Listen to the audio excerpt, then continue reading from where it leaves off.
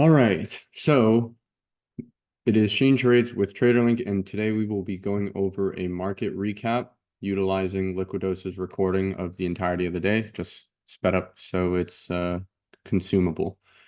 But starting off, we'll just push this forward a little bit. Okay, so taking note of one thing already are these two huge positive bars, right? It is 50 to 55, right? So first things first, the one thing you want to do is go to your chart on SPX, mark out your zone, because that will act like support. I made the mistake this morning of misreading it. I thought it was actually 50 to 45, but it was actually 55 to or 50 to 55. I thought it was 45 to 50, but that's just a me problem. But yeah, so as you can tell, bar is marked at 55 and one's at 51.50. Right. So that's pretty much as you can obviously tell just looking at the data. Not a single time did we even get, a close below this zone for the day. Right. So that's pretty much your support. And looking at this in general, when you have a clear support like this, right, and utilizing the bars, it's very, very obvious that you can tell we are likely not to go lower. Why? Number one, take a look at this. There's no interest building up below. And you may be thinking the same thing, but we're likely not to go higher than either, right? That's not entirely true. In the sense of, yes, there may be no interest. However, if you know that these are such positive bars, they act like support, right? Positive bars, pause. Oh, that is one ugly thing. But anyways, so positive bars tend to act like support, right? We've been teaching that since the very beginning of how to just implement it into your trading. So with that being said, 50 to 55 is going to be your support zone. One other thing to take note of that a lot of people don't really pay close attention to is the Vana flip. Look where it is right here, right? We'll take a screenshot of this so we can zoom in a little more. So it's a little more obvious. So you have 55, 60, 65, 70, 75, 80. And this is your Vana flip because the rest of this goes negative, right? So right around 80 is going to be your sort of, I guess, target if you're in long. So you would have entered around 55, 50 zone, and then your target would have been 80, right? This is right near the open practically, 639. So we're literally 10 minutes into the open, and it's telling you already where the market can potentially go, right? 51.80 Vana flip. Right? So off the bat, those are the two things I've already noticed. And as you can tell, just looking at the data, right? 51.50 to 51.55, plus you have the 51.80 Vana flip up here. Usually you kind of run through all of those to the Vana flip. But continuing to watch this forward. Today was a obviously chop day up until the very last like 2 hours or so before we got to move. So paying close attention to this, you have a little bit of an interest pickup right here on raw, right? But let me see. So 55, 60, 65, 70, 75, 80. So 80 was definitely picking up an interest as we decided, as we continue to push up. So just looking at this in general, you can kind of get a gauge of where the market wants to go. It's also on top of that, we are ultra fucking positive today. So if you don't know, when you're in a positive environment, dealers are what? They're buying the rips. Shit, sorry. They're buying the dips and selling the rips, meaning chop. So if you look at the chart itself, every single rip got sold off, right? Rip sold, rip sold, rip sold, rip sold, rip sold. And then on top of that, they're buying the dips. So dip bought, dip bought, dip bought, dip bought. Every dip got bought up, right? Every single dip that we got ended up getting bought up. So usually how it typically goes is in a positive environment, you really want to look for longs, right? On any sort of pullback, you usually get longs. In a negative environment, it's not entirely only look for shorts, but because in a negative environment, you are prone to dealers playing with the direction of the market. So if you get some sort of move down, right? Then essentially, if dealers start finding support or market starts finding support and starts chopping, dealers can buy it right back up. right? So that's just the thing is with negative environments, sometimes it may be harder to find a bottom. But at the same time, it could also continue to rip down. So negative environments are a little bit, not a little bit, they are volatile. Because neg environments, they lead to higher volatility, higher vol, and lower liquidity, lower liquidity. And then positive environments are quite the opposite. Positive environments lead to higher liquidity and lower volatility. So that's just some things to take note of when you're looking at the environments in general, right? Sorry, going back to this page. So as you can tell, first things first, environment positive. Next thing is you have your 5150 zone. Following that, next one is your Vana flip is right here, right? So you have every reason to pretty much look for longs because you know that dealers are going to buy the dips. So continuing to watch this video forward, the one thing I want to pay close attention to is when does the interest pick up above us? Because that could be a tell.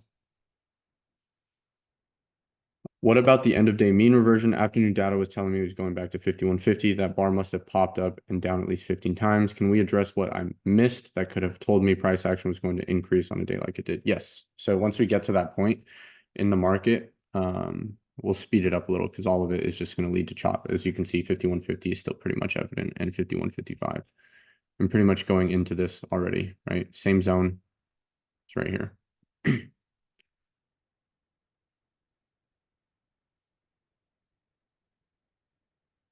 No, don't worry. I don't mind jumping ahead because the day pretty much leading up to the point of when interest started picking up is very, very boring. It's pretty much just scalp longs, like maybe get 20-30% on fucking longs from the zones. That's really it. But okay, so interest started picking up right here when we popped up.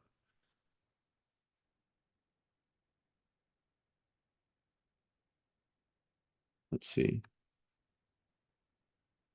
I know at one point, there we go. At one point, it got way bigger. So continuing to watch this. There we go. Right here. So when was that? When SPX was at 5170 practically, right? And we had 5180 pickup. So the thought process here for me is, okay, if we can get above 70, right, then we should be able to continue pushing forward. 5170 right here. Flip to a 15-minute. Okay. So if there's many ways to play this. I'm not a breakout trader, so I'd rather wait for a pullback. You could use many different things. But in the sense of, okay, hold on, let me see. Actually, there might be something here.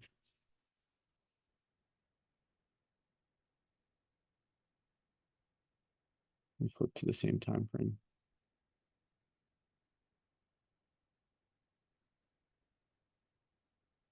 Okay. Boom. I had a feeling this happened. At what time did 5170 become something you were starting to consider? So even on this pullback, right? Okay, so let's pay close attention here. Right? Internal support or internal liquidity got taken out, and we have SMT here, right? Same low is marked. Same low is marked. Hold on. Yeah. Same low is marked. Same low is marked. What happened here? ES took out that low. NQ obviously didn't. This is right near end of day for that rally. So for those who got bagged, that is unlucky. But there are certain things in the market that,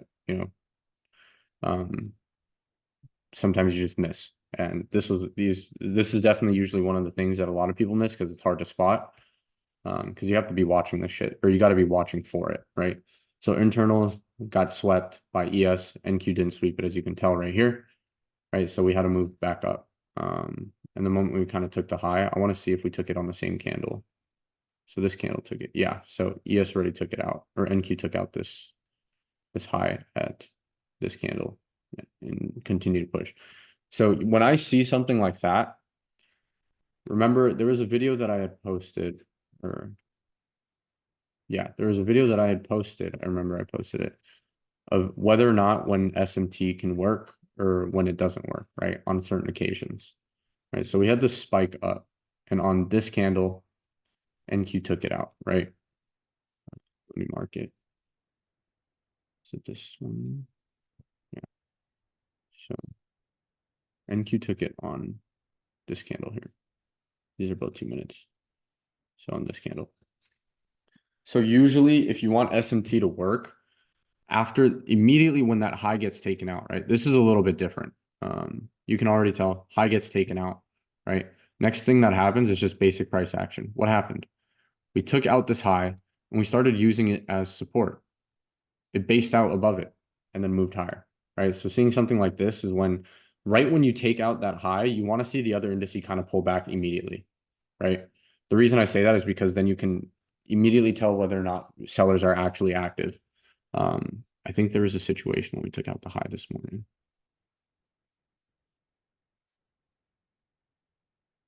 It was right here. Yeah. All right. NQ took out these highs. And immediately you can see when it took it out, look at where it's hovering right here. Sellers came in and we brought it back down, right? This is what I mean by it doesn't push higher. You can already tell we started going lower when this high got taken. So that's what I mean by paying close attention to showing whether or not buyers or sellers show their hands. And in this case, sellers did show their hands, and then we took out, this would have been your PT, right? Not a very big move. It was only like 7 points-ish, maybe at best. But yeah. So continuing forward, that's pretty much it for today. That end of day rally was triggered by some SMT. And I want to see what it looked like in terms of when we started pulling back. Okay. When do we start pumping? Okay, so 2 candles before. So this is the low candle. It's one or the other. 5170, 5150. We're obviously closer to 70, but if we break above it, then the next thing you want to see is you want to see 5150 shrink. And look, literally the moment we start pushing up, 5150 kind of disappears and it starts popping back up, right? So when we get above 70, when we get above this 70 level right here, that's what you want to watch for.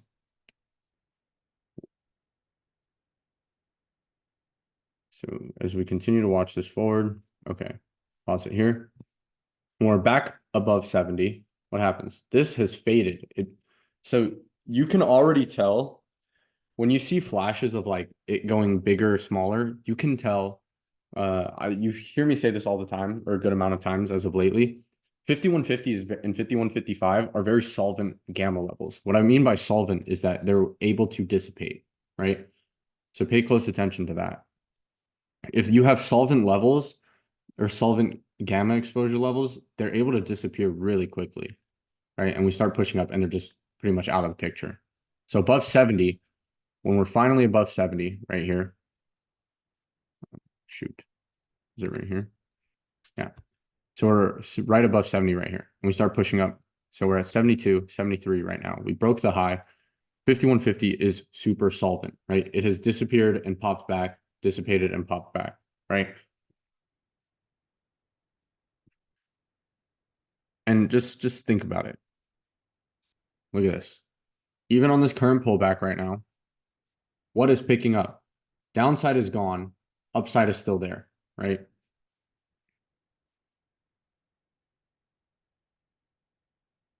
Even on this pullback, 70 remains what? Positive, right? As you can tell, we held, and same thing with this morning. What is positive exposure? It is support or resistance, depending on the approach, right? And in this case, the approach is coming from down, so it'll act like support. Or sorry, the approach is coming from above. So it will act like support. Continuing to watch this forward. And look, 80 picks up, right? Even right here, 80 is just as big as 75. 70 has disappeared.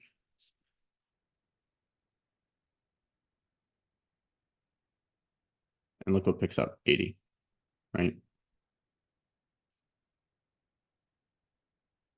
I think we closed right at 80. Oops. Let it play out. And there's your close. Right at 80. But that's just what I mean by you got to pay close attention in order to see everything move, because this is relatively quote unquote live, right? It reproduces the data every 10 seconds. So this is as close as you're going to get to a live polling data in terms of gamma exposure, Vana exposure, and whatnot. And we close right at the Vana flip. So, but that's it for the review today. And then I'm going to go into potential expectations for tomorrow. All right, let's just remove all the drawings, go into one thing for now, and recreate what I was looking at. So on a daily time frame, what has happened? We have made a move back up, and we finally, just from a very basic perspective, kind of broke the downtrend, right? On top of that, so we've usually what happens when you get a break of trend. Is there a way to overlap the, sorry, answering question. Is there a way to overlap the gamma exposure on the underlying stock? Not on, you mean on TradingView? As of right now, there isn't, because we'd have to recode it into like PineScript, which is TradingView's coding language. But it's hard because they made up their own coding language. As for right now, back to the outlook for tomorrow. As for right now, this is what I'm watching. We are currently in the short zone, right? However, obviously we broke out of the downtrend, but to me, when you're in this zone, you're bound for at least some sort of pullback before moving higher. And especially after a breakout, you usually want to see a retest of something beforehand. So I think maybe into Tuesday and Wednesday, we get some sort of retest of a level before sending it higher, right? That's my assumption. So let me get the arrow tool out. I do think, and SMT wise, right? I do think we can sweep this. This is what I'm going to be paying very close attention to tomorrow. This level right here. We're very close to sweeping ES's high from what day is this? April 15th at 3 a.m. Right? And then if you go to NQ, actually we'll just put it side by side so it's easier to see. 4-hour. Remove drawings. NQ is also within that daily short area. Right? Boom. So we're in between both right now. And NQ is much farther away from this high than ES is. The same high is marked out. So this is my assumption. Do I ever use the 1 minute chart? Not anymore. I used to only look at the 1 minute chart, but now I'm only using like the 3 minute, the 2-3 minute, the 2 minute, the 3 minute, the 5 minute, the 15 minute, and like the hourly are kind of my go-tos for intraday. Like after the first like hour and a half, I'll go to the 15. But yeah, but continuing with this, I think we push up, ES sweeps this high. We get some sort of retrace before moving up even higher, right? This is my thought process, especially how we're tapping into the short GP on both indices. And we are also, ES is very close to this. So I don't think NQ is going to sweep the high at the same exact time. Why? Because NQ is much farther away from it. But yeah, so with that being said, I think we maybe tap into this high volume node and then come back down to 18,000 area, right? Because we do have a relative low volume node here around this area. So as you can tell, we rejected it earlier, or we rejected it and then pushed right above it. So I do think we tap into this high volume node before coming back down on NQ, and ES won't, and ES will sweep that, and then we'll make our move down. But I do think Thursday and Friday we get our move up. And now looking at it from a data perspective, let's see, you want to make sure the data kind of lines up with your charting, right? So tomorrow we have a huge magnet / wall at 5,200. It is very, very obvious, right? There's one thing here that doesn't line up with me deciding to go short at 5,200 that I want people to be very, very clear on.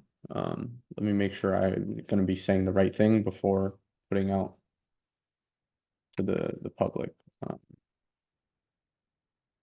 So the Vana accelerant effect takes place when the spot price overpasses negative strike while there is a continued drop in IB. Okay, perfect.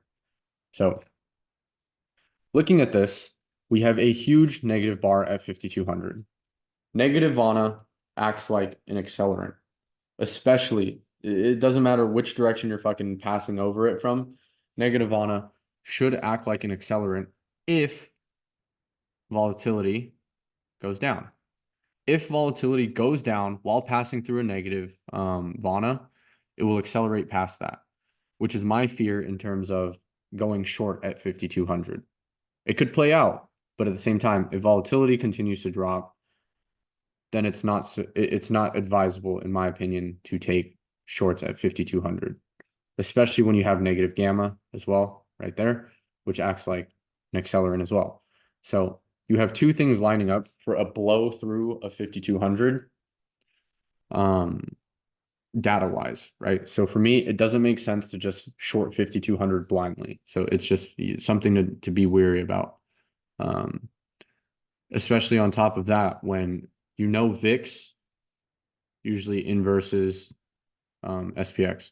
So if SPX is going to push up, VIX is likely going to push down, meaning volatility will go down, right? Overall vol or 30-day vol or 28-day, whatever the calculation is for VIX, right? But does that make sense? It's sort of that Passover moment where it's kind of it's a little iffy to short 5,200. Although chart wise, it makes sense to short 5,200 because of bearish S&T and also being in the short GP. It's just not lining up data wise. So going into tomorrow is going to be very, very patient with whatever I take. So just things to consider and watch out for. Does that make sense, guys?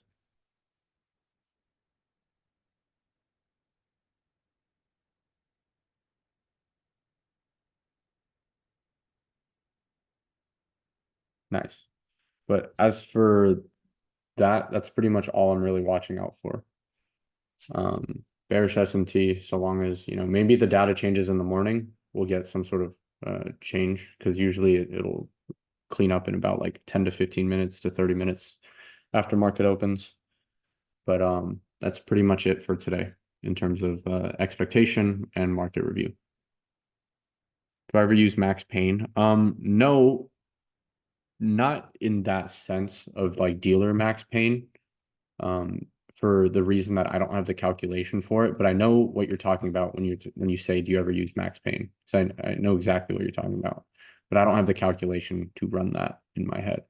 The other thing that I want to bring up before, so people have been asking more about like, can I use QQQ data or can I use SPY data? And why do I just use SPX, right?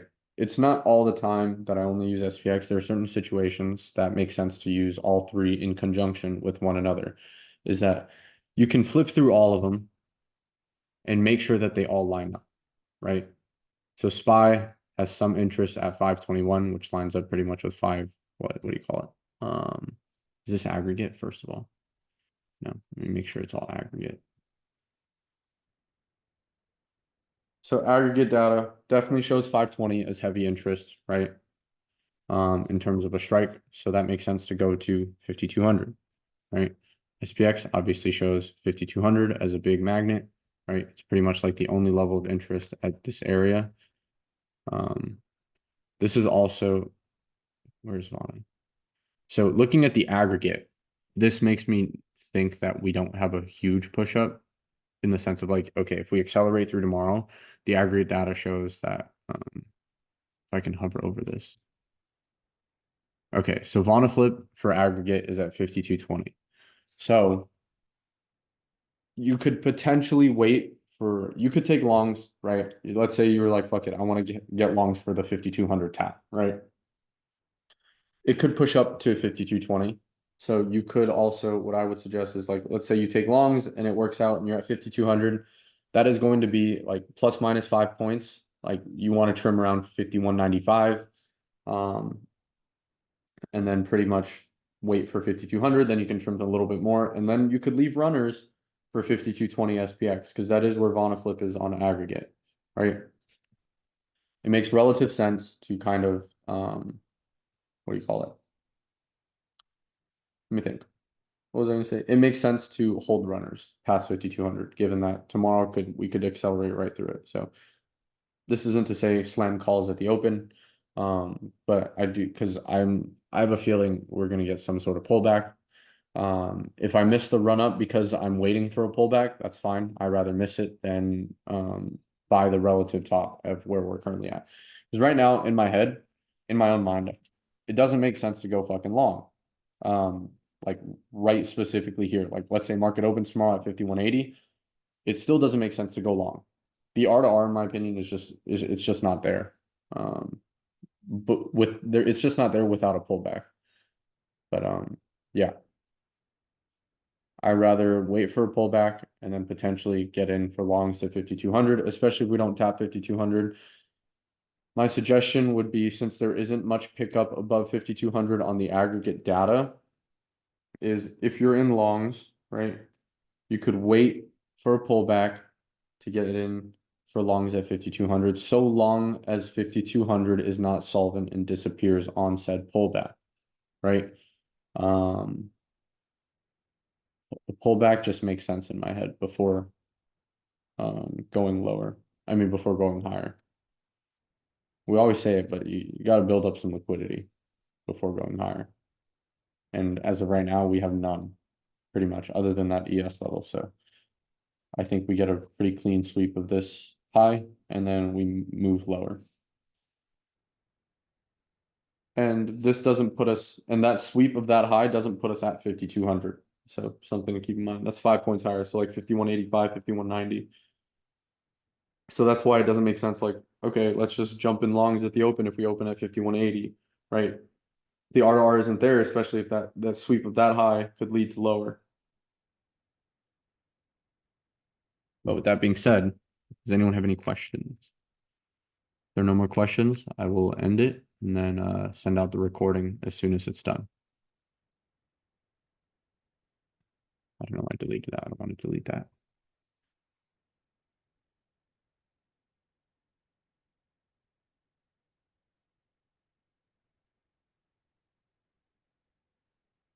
Okay, so for DDOI, the reason I was in, so I lost today, right? I lost to shorts. I made money on Nvidia, I made money on coin, and I lost to ODT SPY shorts. Why did I lose to SPY shorts? There was sold calls at 51.55. So I didn't think we'd actually go much higher above that, but that is just one piece of data telling me one thing in comparison to everything else, right? Where can I find a video of you explaining Vana? We have a bunch of classes if you go to our YouTube channel. If you want, it's just TraderLink videos, Vana review and DDOI class 4, the effects of Vana. So you could just go into, I think we have a playlist. Oh no, they got rid of it. Okay, never mind. But yeah, you can just go into the effects of Vana exposure class 3. But yeah, if there are no more questions now, I'm gonna end it. I'm gonna go eat some dinner and feed my dogs. But anyways, then no more questions. Give it another 10 seconds in case anyone's typing.